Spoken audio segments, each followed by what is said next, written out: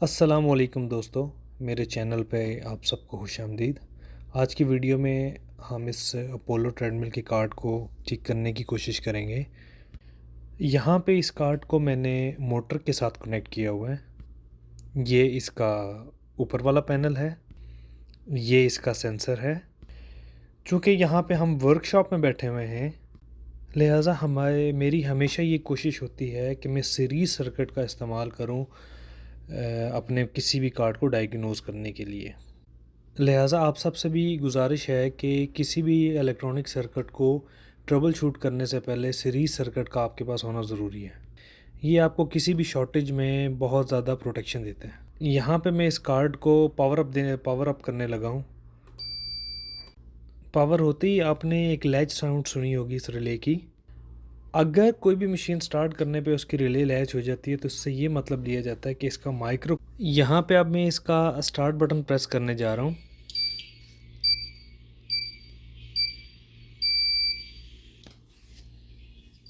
Again latch की sound आपने सुनी होगी, रिले की लैच की साउंड, और ये साउंड होते ही एरर 3 आ गया। आप देख लें। मैं दोबारा से इस मशीन को स्टार्ट करने की कोशिश करता हूँ। मैं अगेन इसको स्टार्ट करने की कोशिश करता हूँ और दोबारा फिर एरर 3। यहाँ पे ये समझना बहुत ज़रूरी है। बाज़ लोग ये समझते हैं कि एरर 3 सेंसर का एरर होता है। एग्जैक्टली एरर E3 सेंसर का ही एरर होता है, जिसमें सेंसर कार्ड को फीडबैक देते हैं। लेकिन बाज़ औक़ात ये एरर जो है वो सेंसर की वजह से नहीं होता। चूँकि मोटर मूव नहीं होती तो सेंसर ये सेंस करता है कि इसको फीडबैक नहीं मिल रहा और वो एरर प्रॉम्प्ट करता है। एक्चुअल वजह ये होती है कि आपकी मोटर नहीं चलती, जिसकी वजह से सेंसर चूँकि स्पीड को सेंस नहीं करता और वो एरर 3 देता है। तो इस केस में आप ये नहीं कह सकते कि प्रॉब्लम स्पीड सेंसर की है। इस केस में ये कहा जा सकता है कि जो प्रॉब्लम है वो मोटर के ना चलने की वजह से, स्पीड सेंसर चूँकि सेंस नहीं कर पाता, इस वजह से वो आपको एरर देता है। अब किस कंडीशन में आप ये कहेंगे कि ये एरर सेंसर की वजह से है? अगर तो आपकी मशीन कुछ सेकंड के लिए चले और फिर एरर आए तो उस केस में आप कह सकते हैं कि आपका एरर जो है वो सेंसर की वजह से है। इसे दोबारा चलाने की कोशिश करते हैं। अब इस केस के अंदर मैंने मशीन को चला दिया और मैं अब इस मोटर को हाथ से रोटेट करने की कोशिश करता हूँ। अब इस केस में चूँकि मैं मोटर को हाथ से चला रहा हूँ और स्पीड सेंसर अपना फीडबैक इस कार्ड को दे रहा है, तो जब तक मैं इसको चलाता रहूँगा आप देखेंगे कि कोई एरर अपीयर नहीं होगा। तो इससे मतलब है कि अगर मशीन हमारी मोटर चलना शुरू हो जाए तो हमारा एरर 3 चला जाएगा। तो इस केस में हम ये कह सकते हैं कि हमारा स्पीड सेंसर तो ठीक काम कर रहा है, लेकिन मोटर चूँकि ड्राइव नहीं हो रही तो उसकी वजह से ये एरर हमें अपीयर हो रहा है। अब अगर हम इस मशीन को, ये मोटर को चलाना छोड़ देंगे तो हमें एरर 3 दोबारा आ जाएगा। अगरचे ये एरर 3 सेंसर का ही एरर है, लेकिन ये एरर सेंसर की वजह से जनरेट नहीं हो पा रहा या नहीं हो रहा। मतलब कि ये एरर जनरेट मोटर ना ड्राइव होने की वजह से है। तो हमें बजाय कि सेंसर को प्रोब करें या सेंसर को देखें, हमें सबसे पहले कार्ड को देखना है कि आया कि हमारा कार्ड क्यों ड्राइव नहीं कर पा रहा है इसको।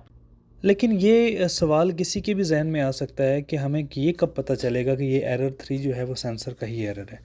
तो उस केस में होता कुछ ऐसे है कि आपकी जो मोटर है वो कुछ सेकंड के लिए चलती है। मतलब ड्राइवर जो है वो कुछ सेकंड के लिए मोटर को चलाता है, तो स्पीड सेंसर की वजह से जब उसको फीडबैक नहीं मिलती तो वो एरर प्रॉम्प्ट करता है।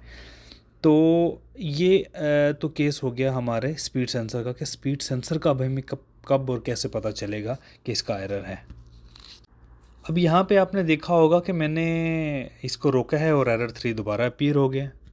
तो मुझे यकीन है कि आपको इस बात की समझ आ गई होगी कि एरर 3 कब आता है और कैसे आता है और हमें इसे कैसे देखना है। तो दोबारा दोहराई देते हैं कि अगर तो मशीन कुछ सेकंड के लिए मूव करती है और फिर एरर 3 आता है तो फिर आप ये कह सकते हैं कि ये एरर सेंसर का है। लेकिन अगर आप ये देखते हैं कि मशीन तो चूँकि मूव ही नहीं हो रही और फिर एरर 3 आता है, तो तब आप ये कह सकते हैं कि ड्राइविंग सर्किट का एरर है। उस केस में आप मशीन को हाथ से या पाँव से मूव करने की कोशिश करें। अगर वो ट्रेडमिल के साथ लगा हुआ है तो पाँव से मूव करने की कोशिश करें। तो उस केस में अगर तो एरर नहीं आता कुछ टाइम के लिए, तो फिर आप कह सकते हैं कि चूँकि ये एरर नहीं आया तो इसकी रीज़न हो सकती है कि ये प्रॉब्लम मेरे ड्राइविंग सर्किट का है।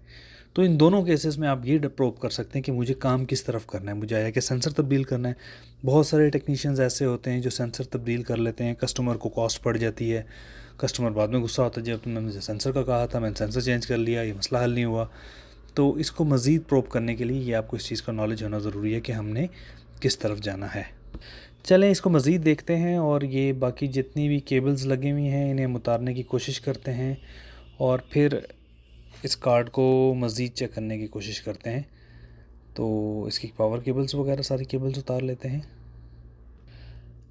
हमें इस केस में हमें मल्टीमीटर की ज़रूरत होगी, तो अपने मल्टीमीटर को रेडी कर लें, और सारी केबल्स को उतारने के बाद कार्ड को आइसोलेट कर लें। कैपेसिटर्स को देख लें चार्ज ना हो।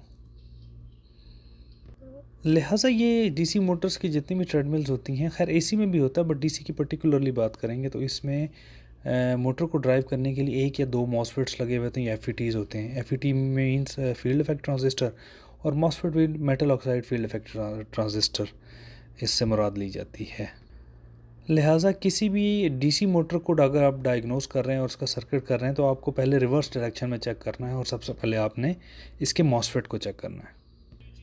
तो इस केस में मॉसफेट को चेक करने का वह तरीका है कि आप अपने मल्टीमीटर को कंटिन्यूटी पे रखें, और दोनों प्रोब्स को आपस में चेक कर लें, कंटिन्यूटी बोलनी चाहिए, और उसके बाद आप अपने मॉसफेट को चेक कर सकते हैं। मल्टीमीटर में चूंकि दो वायर्स होती हैं, एनोड कैथोड या पॉजिटिव नेगेटिव, तो उसमें कोशिश करें कि कॉमन के ऊपर आप ब्लैक को लगाएं और रेड के ऊपर आपको उसके सर्किट में यहाँ पे इस जगह पे लगाना चाहिए, और इनको दूसरी चीज़ों के साथ मिक्स ना करें। ये एम्पेयर मेजर करने के लिए हैं, इसको बास केसेस में डिफरेंट भी काम करते हैं, बट यहाँ पे इस पर्टिकुलर वीडियो के लिए आप देख लेंगे इसको हमने कहाँ पे कनेक्ट किया हुआ है।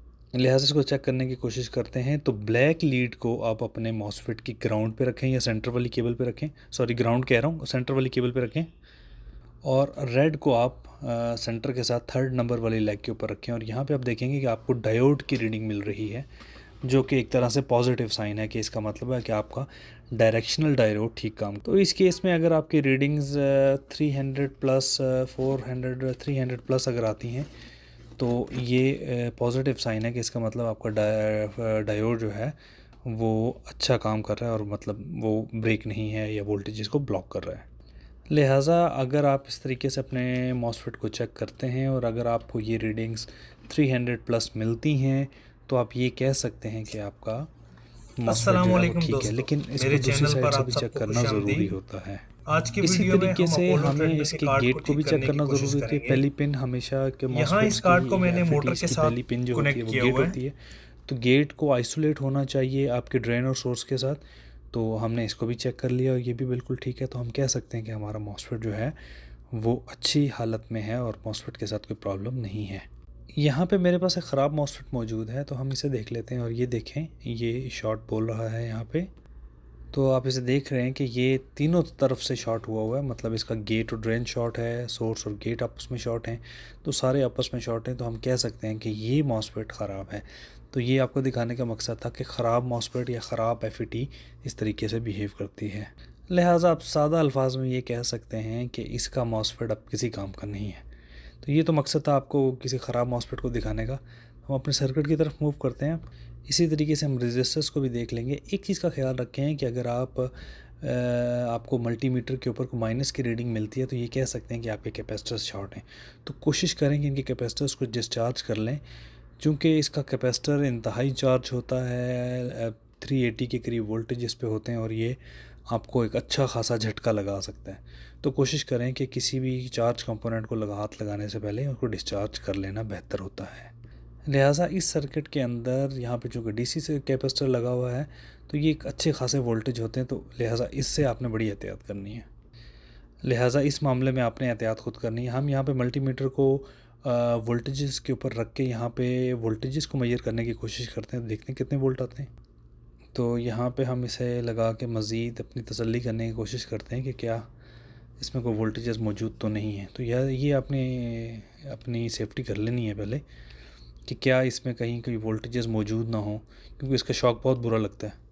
ये आपने एहतियात करनी है इस मामले में। इस सर्किट में यहाँ पे हमें डायोड है, तो हम इस डायोड को चेक कर लेते हैं।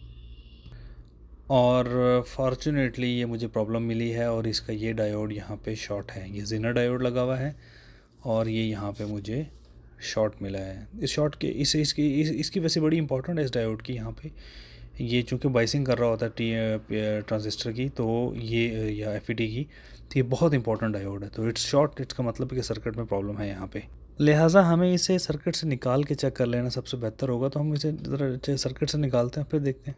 सो बहुत बेहतर है कि आप इसकी एक आधी टांग को आइसोलेट करें और उसको चेक करें, बजाय इसके कि आप पूरा कंपोनेंट निकालें पीसीबी से। अब देखें ये यहाँ पे अब ये ठीक हालत में बोल रहा है, तो पहले ये शॉर्ट बोल रहा था।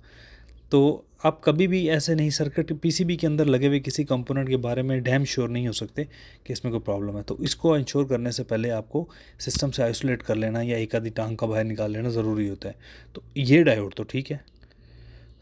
सो हम इस आगे की वो तरफ मूव करते हैं। पीछे भी इसकी आईसीज लगी हुई होती हैं, उन्हें देखते हैं, ताकि हम मज़ीद तफसील में इसको देखते हैं कि हम कहाँ पे प्रॉब्लम है।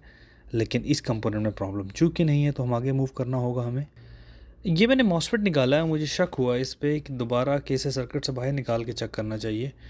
तो जैसा कि इसको मैंने पहले भी चेक किया था, एक साइड पे इसका ड्रेन और सोर्स के दरमियान जो इसकी बाइसिंग है वो तो बिल्कुल ठीक है, लेकिन गेट और सोर्स के दरमियान और गेट और सोर्स से ये जो है आपस में, ये यहाँ पे शॉर्ट है। तो एक चीज़ हमें ये समझने की ज़रूरत है कि हमें किसी भी कंपोनेंट को 100% अथेंटिसिटी उसकी रखने के लिए, या हम कह सकते हैं अगर कहने से पहले कि अगर ये सर्किट और कंपोनेंट हमारा ठीक है, तो उस कंपोनेंट को सर्किट से निकाल लेना सबसे बेहतरीन प्रैक्टिस है, बजाय इसके कि हम उसको सर्किट के अंदर लगी हुई हालत में कोई बात कहें कि ये सही है या गलत है। तो यहाँ से हमें ये मालूम होता है कि हमें किसी भी कंपोनेंट को सर्किट से बाहर निकाल के चेक करना चाहिए। और पर्टिकुलरली चूँकि शॉर्टेज हमारी डायोड पे बोल रही थी, तो उसने हमें हेल्प की कि हमें ये आगे की तरफ मूव करना चाहिए कि ये शॉर्टेज है किस साइड पे। लिहाजा हम इसको रिप्लेस करेंगे और रिप्लेस करके इसको चेक करने की कोशिश करेंगे और मोस्ट प्रॉब्ली हम इस प्रॉब्लम को ठीक कर लेंगे।